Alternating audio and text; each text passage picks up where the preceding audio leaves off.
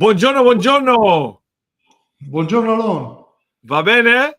Benissimo, e tu? Molto bene, grazie. Welcome, dear Mario. I'm very honored, our dear viewers and listeners, to welcome the Managing Director of Eberhard Co, Mario Peserico, into the studio. It's good to see you, my friend. Thank you, Alon. The honor is mine. It's really a pleasure. It is mine because we're friends, and I love Eberhard. I love the vintage chronographs. I love the neo-vintage chrono 4s, and we rekindled, and I'm very intrigued by the brand, and I want to work with you guys. So ahead of time, I wanted to bring you on the show because this is the last episode for Q1 of 2025 of the ACES Live. We're going to take a break after this. Before we do the wrist check, which is a tradition on the show, Mario, I wanted to ask you for quite some time, what's the eagle behind you now that is carrying the shield with the E of Eberhard inside?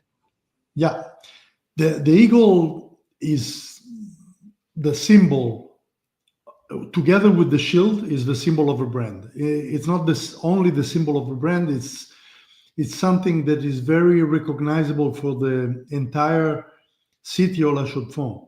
The company was founded in La Chaux-de-Fonds in 1887, remained there until 1969, and then moved to Bienne for 40 years.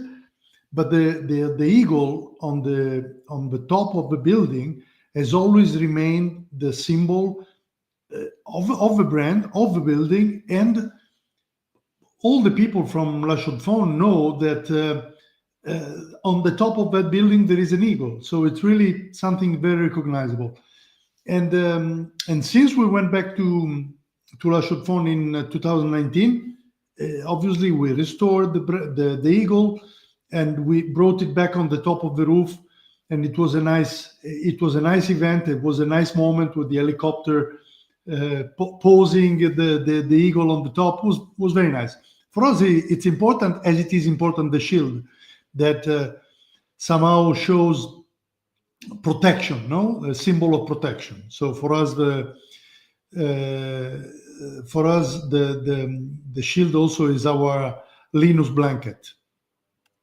I understand. Amazing. I didn't know that it was on top of your building, so that's amazing to know. Yeah. So the tradition is we start the show with a wrist check. I'm very curious, Mario, what watch you're wearing today. I have a chrono in gold that is the 120th anniversary watch we made in 2007. Mm-hmm. And it was a very successful collection made in steel, a version in steel limited, and then in gold limited, and then in platinum as well, obviously limited. And it was very successful. It lasted for few months, and then it's out of stock now. So, but is probably among the 3 best gold watches we have ever produced, and I'm very. I feel this watch very part of me. Amazing, because it came after Mr. Monti, the father of Barbara Monti, passed away. So 2 years later, it was the event we held in Rome to talk about the brand and to present this collection was very important to us. So it's a watch, it's a piece that I love very much. Amazing. So I had an issue because I don't own an Eberhard watch yet.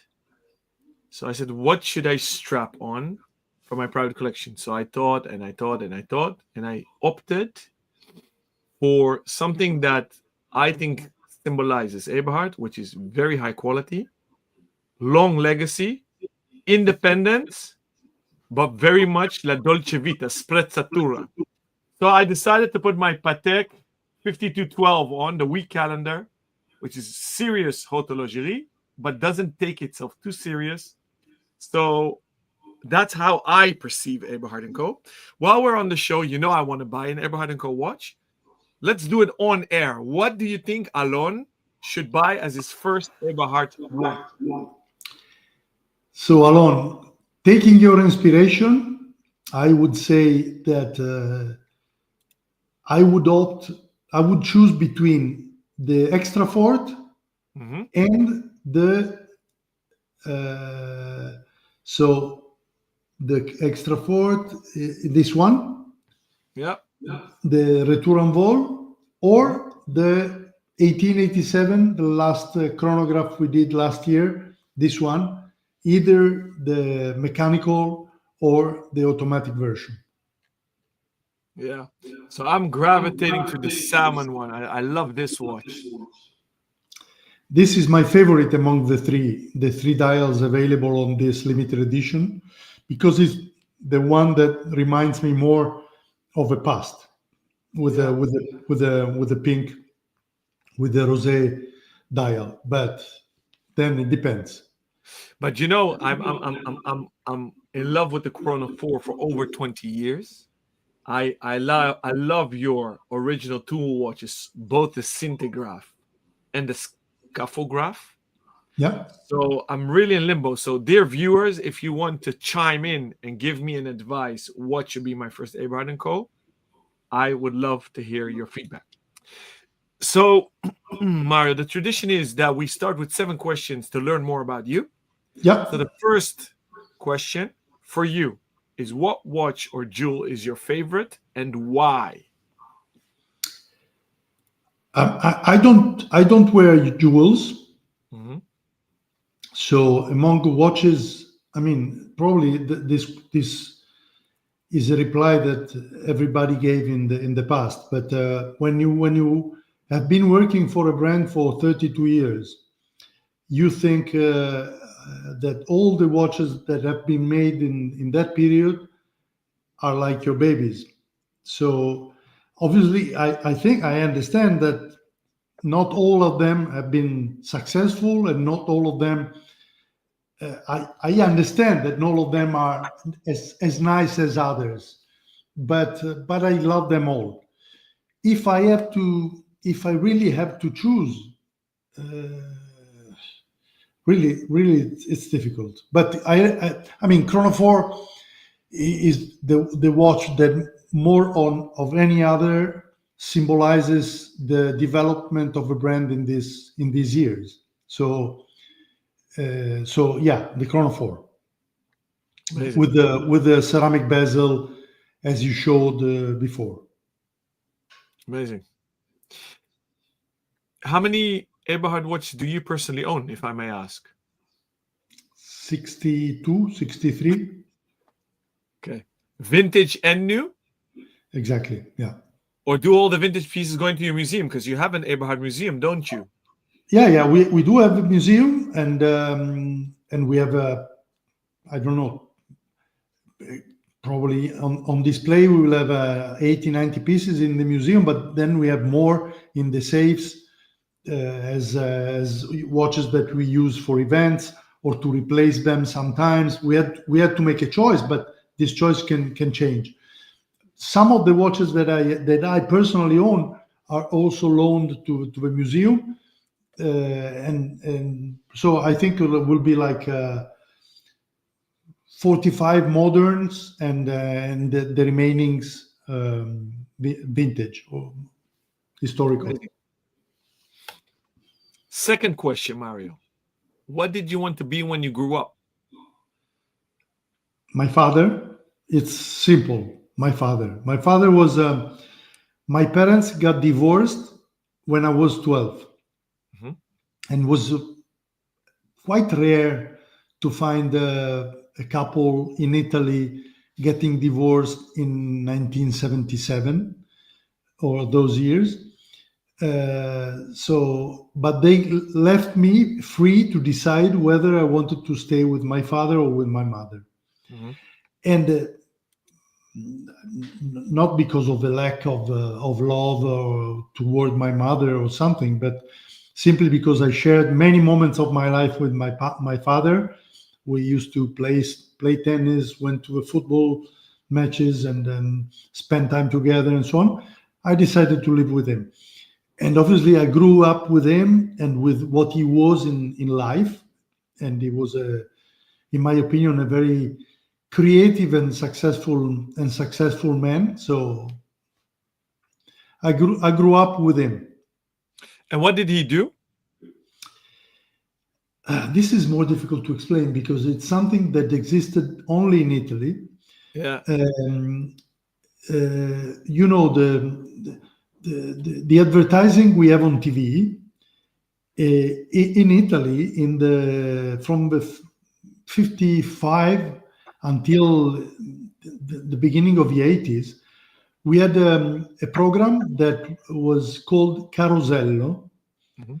And Carosello is a group of, I don't remember exactly, 5 or 6 short movies, 2 minutes each, telling a story.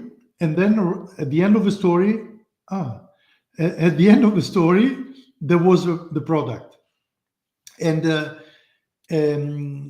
this was after the main info program of the day, that was at 8 o'clock. So at 8:30, Carosello used to start. And all the kids knew they had to go to sleep after Carosello. So 8:40, they had to go to sleep. They could see it because it was also very nice for kids. And it was not only something for, commercial, to purchase those products, but was really an entertainment program. And my father was one of the 2 inventors of this short The section. format. Yeah, format. And he had a production company producing all the commercials for the different brands. And I've been growing, frequenting often actors and actresses that were part of these short movies. It was very nice. And in addition, my father was an art aficionado, and he was really fond in contemporary art, contemporary American art. So I grew up also with a passion for art and for contemporary art. Amazing. Your father's not with us anymore. No, long time. Unfortunately. I know 1996. you love to play padel. You just said you played tennis with Papa. If he was with us, would he love the game of padel, or would he find it too slow? No, I mean, now I'm 59 years old, so I'm not as fast as I used to be. I must say that my favorite sport has been rugby for all my life. Now, since my neck doesn't allow me to play rugby anymore, neither in the old teams, in the teams of old players, I necessarily have to do something else. Therefore, I play paddle. I still box. I ride the bike. I go jogging. But my heart is for rugby.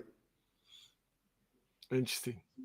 So we have questions already coming in. We had some questions from viewers from actually fans that could not join live and wanted to view it. They sent it beforehand.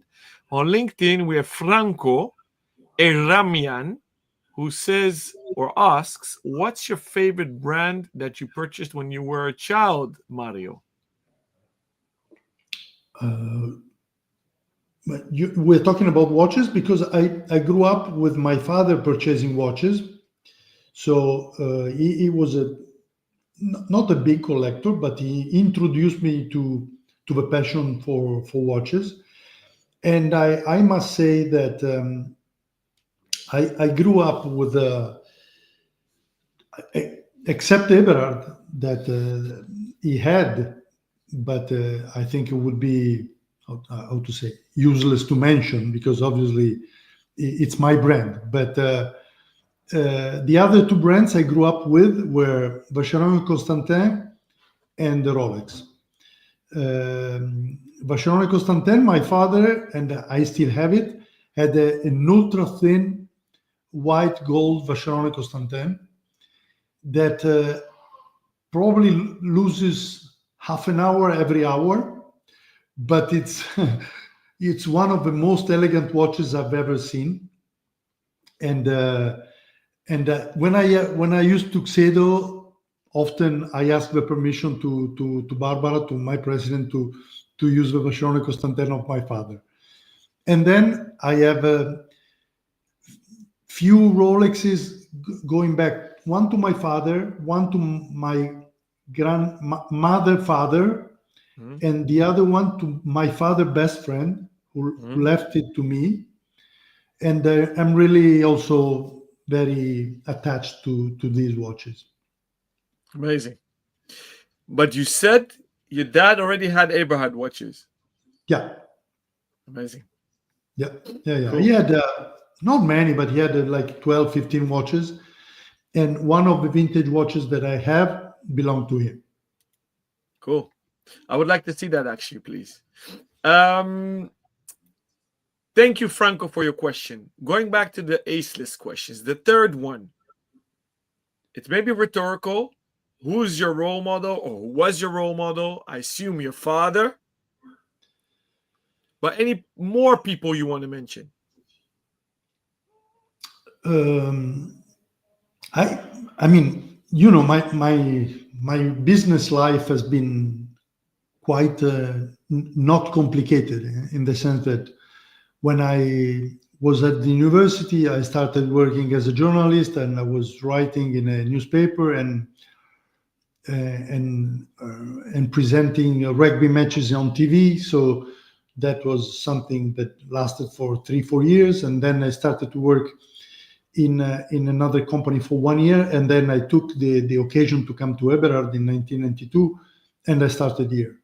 So I don't have many, except my father. I don't have too many, let's say, examples or models in life. I must say that Barbara Monti's father was one, has been one, or the one, except my father, because he really taught me.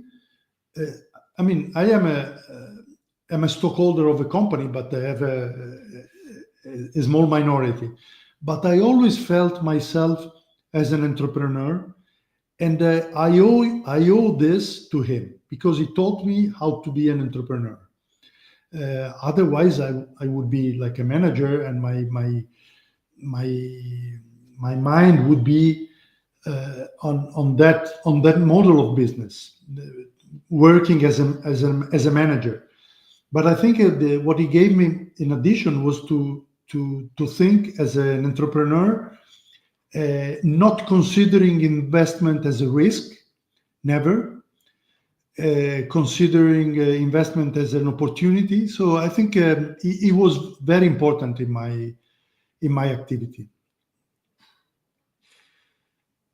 I will come back to that later, maybe when we discuss the history of Eberhard Co. But that's very, very interesting to hear, because for our dear viewers and listeners, it's, in my humble opinion, very important to know that the company is over 130 years old and still independent, which is rare in the watch industry today. Still Swiss, still family owned, and that's one of the reasons that I would want to interact with a brand like that. But going to the fourth question, if you could teleport tomorrow, where would you go, dear Mario? This could be also into the future, into the past, or wherever in the universe or space. I think I would not want to be anywhere else where my son is. So the only regret is that I had him when I was 51. So I wish I could have him 20 years earlier, and be with him more in his growth and his university and working life. So the only regret is this. For the rest, I'm totally fine with the present of my life, and I appreciated very much what I had. I am very positive on the future, but the only regret is regarding my son. I'm very Oh, happy I had the chance to have my son when, how to say, hopes were lost. When I was 51 and my wife was 48, so it was really a miracle. And I wish this could happen before, but otherwise, I could not regret anything else. I know you're a good papa because I know you, and I know you'll be a role model to him because your dad was a role model to you. This begs the question that, in your humble opinion, what do you do to be a good role model to him? Are you consciously doing that? I think so. Not to be humble, but because we have a we have a complicated life between my wife and me. So she has a business in Sicily. I am the general manager of a Swiss company. She has to be in Sicily every 2 weeks. I have to travel a lot, and so I know that when she has to travel, I have to take care of my son, and I think I do as priority in life. So he has to grow with sport. He has to grow with school. He has to grow with all these activities, and I cannot regret I didn't do something for him. Mm. So um, uh, yes, he is a very sensitive guy, very strong child, and he always tells me that in life he wants to take care to work in watches. So at the moment, probably I'm doing the right job, even if I don't know if I will advise him to do this in the future, but he has time to change his mind. But I think he recognizes I am a good father, or at least I do my best. You are, because you're there. So, and I know you're there. So, and you're a good papa because even if he's ill, you're there. So, compliments to you, dear Mario, because you're a role model to us papas. We have our dear friend and ambassador of Ace, William, on the show. He's looking on YouTube. He writes, Buongiorno, gentlemen, wearing my Chrono 4 Bellissimo Vitre for this occasion with an emoji of hearts being held up. That is actually the picture I sent you last week on WhatsApp, dear Mario. Yeah, Cream I colored. remember. So that's Absolutely. his watch. So he's been wearing it for over 2 decades. So he's an old school Eberhard collection. So he knew this show was coming up. So he came to show me the watch. Thank you for tuning in, William. Thank you for showing me your watch because I kind of want to buy it off you. So that could be my first Chrono 4. Thank you, Um, William. Thank you, William. This watch came out in 2003. Was the elegant version of the Chrono 4, 40 millimeters. So still very modern with the closed or open back with the see-through movement. Very nice. Thank you, William. so we had one question sent in earlier to us, and I'm pulling it forward now because I wanted to keep it to the end, but it's very relevant now. Somebody asked, "Will you make a smaller Chrono 4 again?" Uh, you know when it first came out, the Chrono 4, it was 2001, and 40 millimeters was the right size, but it was not the right size, the best size, at least what we had the experience later, to really give room to the four counters. So after we did the 40, what the 43, the 46, now we decided to go back to the 42. That is the one alone you are thinking to purchase. And the 42, in our opinion, is the best size to give the best visibility to the dials, to the subdials.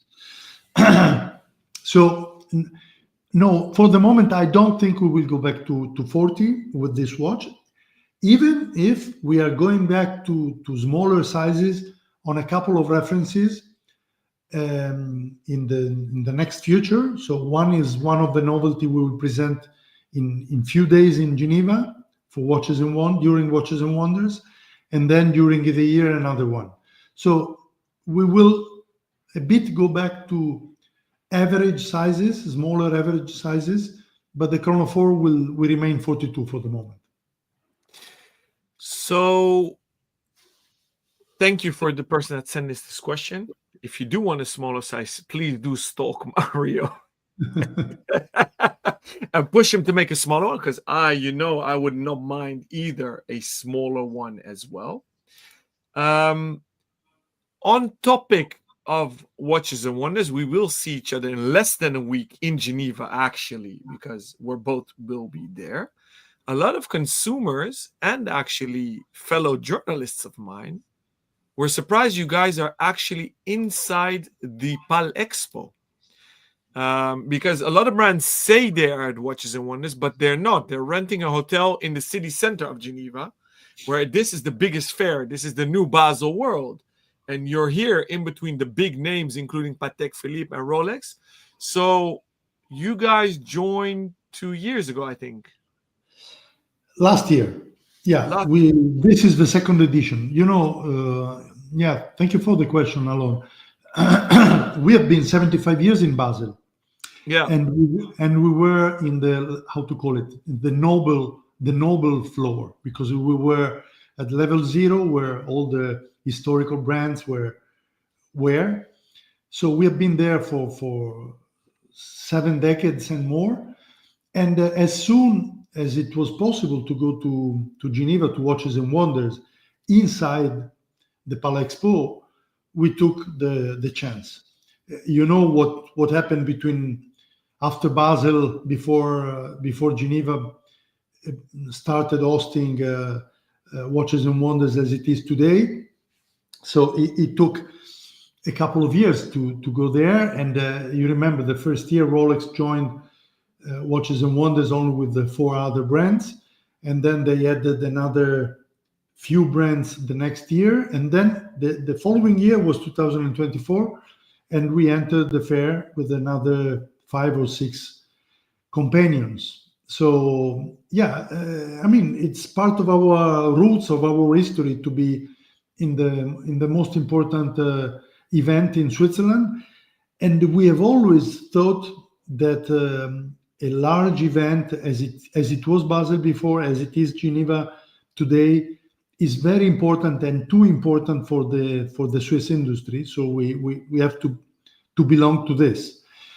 You probably remember that in Basel, more or less it was the same thing, because not all the brands were in the main building, even if the presence in Basel was much larger. Was like 200 brands. So the difference that Ginevra makes is that this event is really dedicated to only watch lovers, those who work in the watch industry, and to a target that goes from, I would say, Bon Mercier up, because so it's a medium-high level of brands that is absolutely very interesting in terms of image, in terms of quality of exhibitors, and in terms of quality of environment. So whoever comes to Geneva remains astonished by the quality of the show. And I think we had to be there. Thank you for sharing that. So I've actually never paid attention to this page on the website. So for dear viewers and the collectors that are watching, if you're on the fence to attend or not, since a few years it's open to the public, like Basel World used to be, not the whole week, because us, the trade, the retailers and journalists, start already on Tuesday, April 1st, no joke. And then Saturday, Sunday, Monday, so I believe we're talking about the 5th, 6th, and 7th of April, it's open to the public. And what I love, definitely bring your children, because up to 12 years, it's free. So, as I always say, educate them young, the passion of horlogerie. I'm deviating a bit, Mario. I'm a bit all over the place, but I know that you are very agile and quick on your feet. We have Franco sending in messages. He asks you, Mario, do you remember the watch model called Dumbass Damas?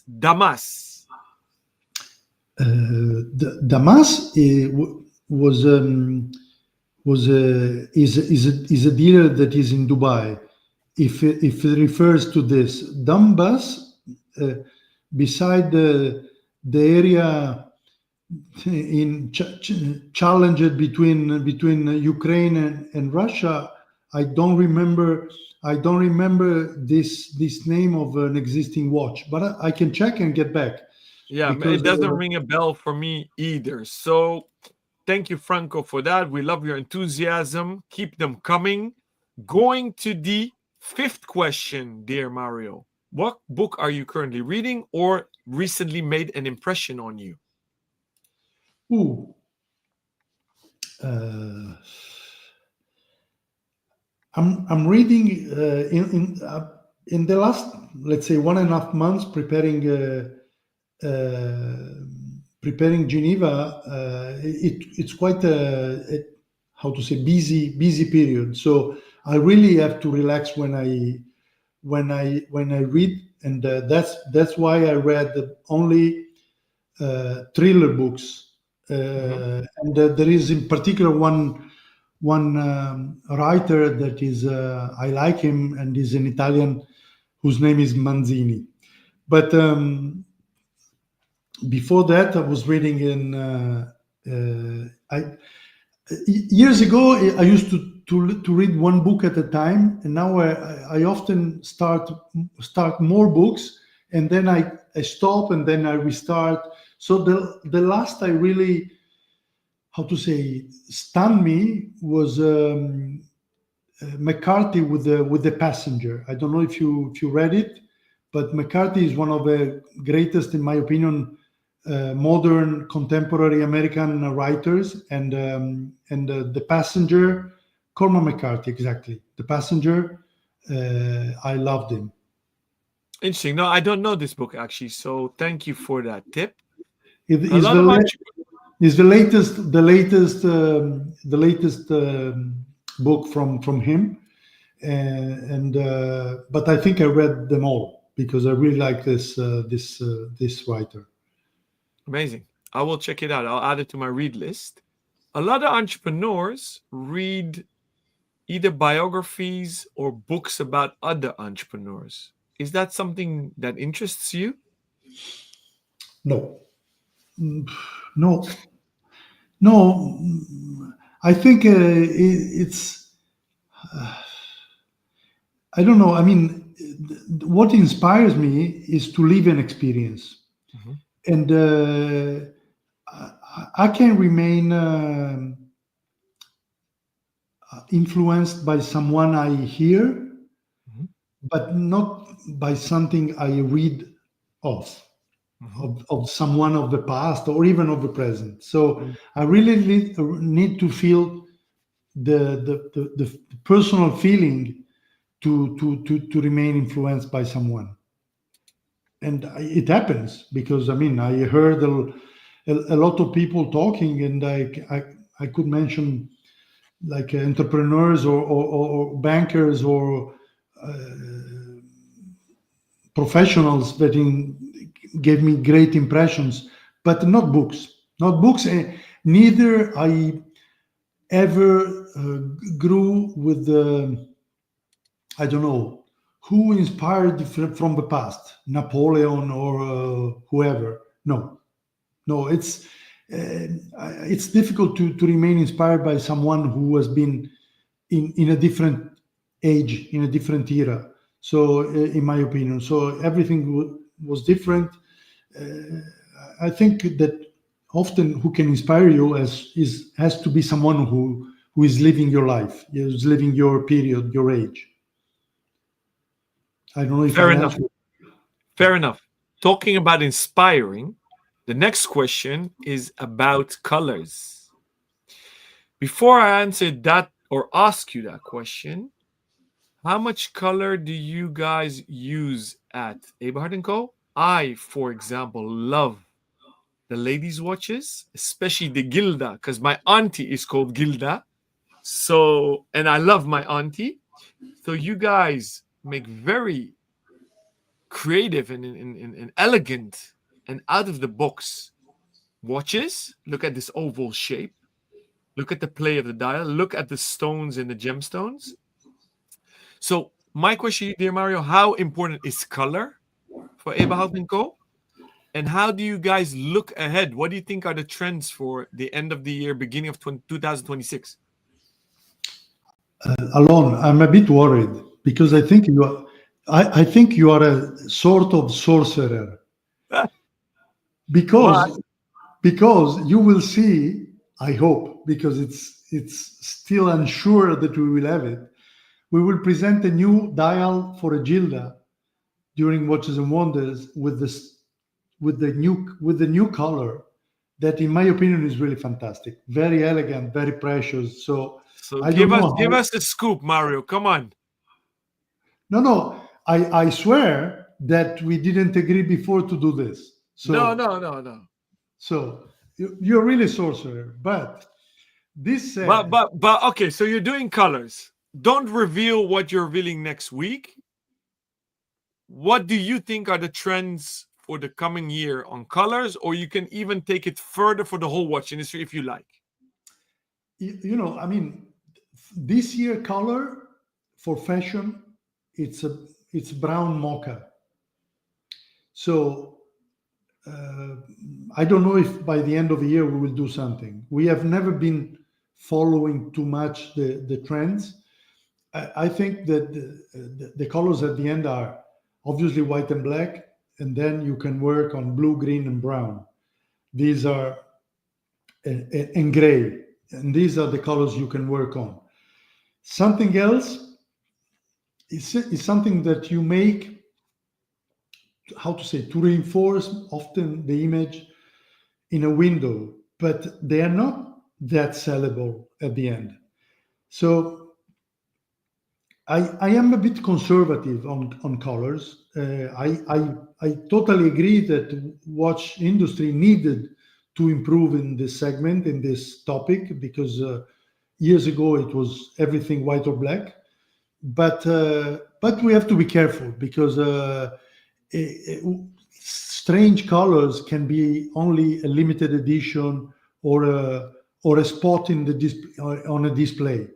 I still rely on the most important colors, on the black, white, blue, green, gray, brown. And we are not fashion. I mean, we cannot be comparable to what happens for ladies fashion that today can be pink and next year can be yellow. So, but we have to understand what is going on and try to use maybe some details to reinforce something. And in this direction, for example, you will see in Geneva that we will have on the novelty a small detail in color that will have an importance for this year. So, and you will tell me what you think in few days. I will definitely post it on my Instagram. So whomever wants to have my opinion, make sure to tune in there. Last question, Mario. This is a rhetorical one because we spent actually a wonderful time together in Amsterdam. But please share for our listeners and viewers, what are your favorite memories or places in Amsterdam?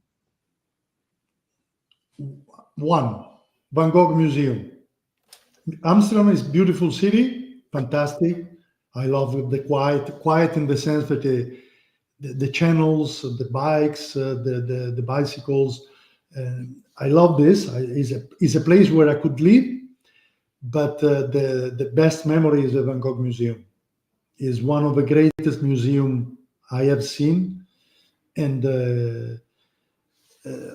I traveled 118 countries, so I think I saw a lot of museums. But Van Gogh, let's say, rank in the best, among the best three. Amazing. Amazing.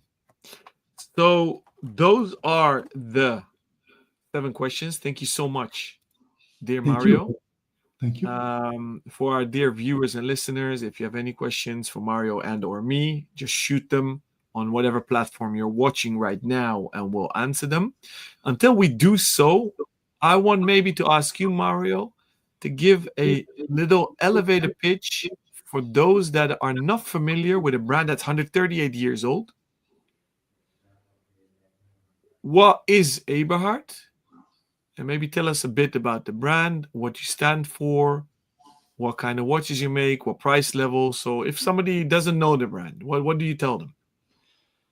As you said, Alon, 138 years, 2 ownerships, the Eberhard family until 1969, and since then, the Monti family.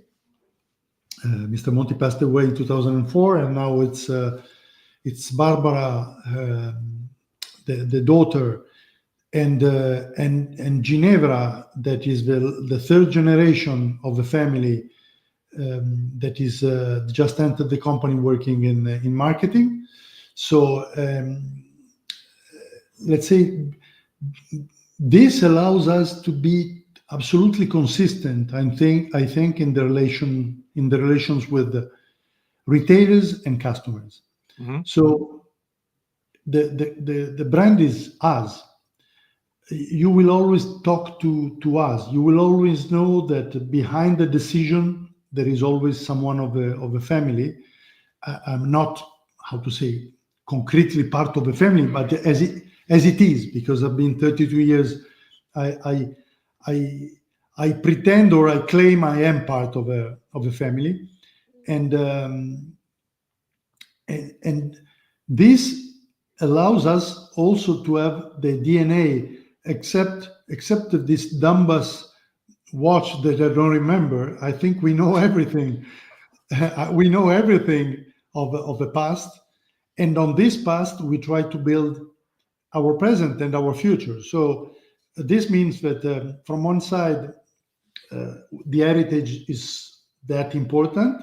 You mentioned the museum, all the watches we have in the museum, how much these watches inspire the current collections, from Extra Forte to the Scapograph to the Scientigraph. All of them, they were watches of the past. And from the other side, the knowness, the know-how of a brand, and in particular Barbara know-how, because I think it's amazing also the fact that she's a lady. I don't know how many CEOs, president of companies, CEOs of companies are ladies in Switzerland, and she's behind all the watches that we make. So not only those taking the roots from the past, but also those inspired by the evolution and by the desire of implementing the brand. So I think that this can be important for the end consumers, for our aficionados to know. And I think what 2 aspects we have been always very careful of are the aesthetic, that is obviously inspired by the how to translate Swissiness in Italian. So Italianness of a family behind, and on the other side by the aesthetic aspect and all the details that we are able to put in a watch, that are often not so common. So you just mentioned about the Italianness into the Swiss heritage. Ever since I've been visiting Italy as a kid and almost annually, that is still my passion for the brand Eberhard, because in Italy, you guys are world famous. You'll see Eberhard everywhere, every city, every top jeweler. And I think in Europe, you had waves of up and down. you guys have been very consistent. So walk us through how that Italianness was integrated into a very old and heritage brand from Le Chaux de Fonds. Mr. Monti, obviously he was Italian, so he has been 35 years managing the company, and he had Italy as the main market. This was done already before by Mr. Eberhard, because after World War II he was already in Italy, and Italy became the most important market for the brand, but it was also the most important market among the European markets for the watch industry in general. Since the renaissance of the watchmaking industry at the beginning of the 80s until 2007, 2008, when Italy suffered more than other markets from Lehman Brothers collapse, let's say. But Italy remained the most important market for many years, for 25 years, and the reference for the taste, because everybody used to say that if a model was nice in Italy, it could have been nice everywhere. So I think what happened between the brand and the family and the market was a sort of osmosis that was also transmitted to Barbara. And what I wanted to add before, and I was going away of my mind, is the fact that there is really a DNA in the family, because otherwise imagine how difficult it is normally for a lady to work on 90% of watches that are for gents, for men. So I think really there was an osmosis between the brand, the history, the family, the father, and the market. And today the market is still very important. It is still the most important market for us. But since we don't depend anymore on the decreasing quantities of movement that ETA was delivering in between the 2010 and 2019, now we can really build on the bricks of a brand, existing bricks, to build a wider presence in other markets. And in this direction, I think it's also very important what you will be doing for us, Alon, with your team of professionals in markets that in some cases are not that big as Italy or Germany or UK, but are important in order to build the brand worldwide. So I think we have all the elements and the credibility to do this. And today we have the industrial capability and capacity to build a brand that, from Watches and Wonders and the presence in this fair, to higher and bigger presence in other markets could be seen. Thank you for that. A question we received beforehand actually links into your comment that you just made about the volume of calibers. This collector asked, do you make your own calibers? We make 16,000 pieces per year. And with this quantity that, in the last years, we've been on the roller coaster, as in many other industries, because before 2019, market was good, then 2020 was bad, and then 2021, 22, and 23 were crazily high, and then it went a bit down again in 24. So it's often you make plans, and the plans must be adapted to the reality. But with 16,000 pieces per year, we cannot make our own caliber, where our own means made by us. what we do now, and we opened this path in 2019 when we decided to go back to Geneva, to La Chaux-de-Fonds, was to ask our best supplier and most reliable supplier, that is Sellita, to make movements for us. They, in 2019, they made a three hands, an end winding three hands date for us. That is the first example of the 1887 movement. That I think you have exactly this one. And it was made on our design and our prototypization, and then produced by them in their company that is 3 kilometers away from our company. And then with the 1887 chronograph, with the two versions we mentioned before, we went on the same path. So from the existing flyback movement they have in their catalog, in the AMT division, so the high-end division of Sellita. From this movement that is in their catalog, we design two movements. The automatic development of this flyback, so the 1887 automatic that you showed before, and then on the automatic, we design and prototypized the hand winding version. So these are the base of the development that in the future will go toward, I hope, a caliber. Anyway, an extension of the line, but in the future, maybe a caliber. You know, to make your own caliber, unless you want to change completely your price positioning, you have to rely on external suppliers that make big quantities.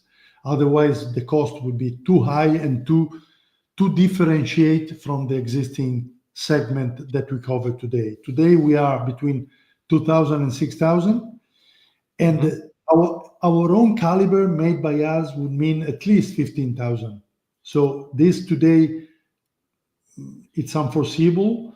We don't want to have this too large scissor in our offer. We want to grow step by step, keeping the entry price at 2,000, offering good price quality products, and enlarging and widening our proposals, but step by step.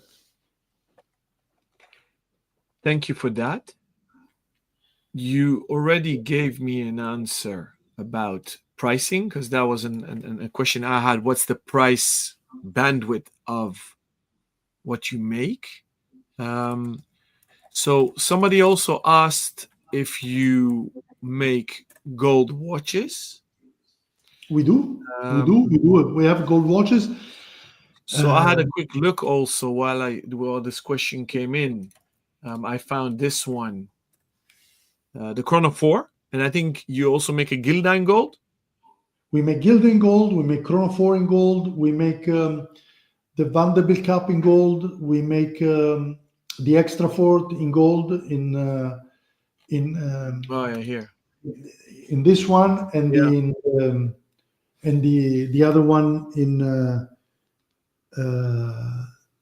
with the big date column wheel. We also make this. This we make. So we still make 4 versions of this is Veratrapant. We still have some pieces, so we don't make it anymore, but we still have some pieces. Today the big bet is the price of gold. Yeah. Now gold broke every resistance in terms of prices. It's beyond 3,000 per ounce, and this means that a watch that 5-6 years ago could cost 4, 5, 6,000. Today, I'm talking about a simple three hands watch.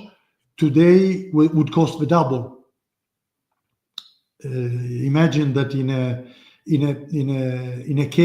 a gold case of a three hands movement, there are 60, 70, 80 grams. So just the cost of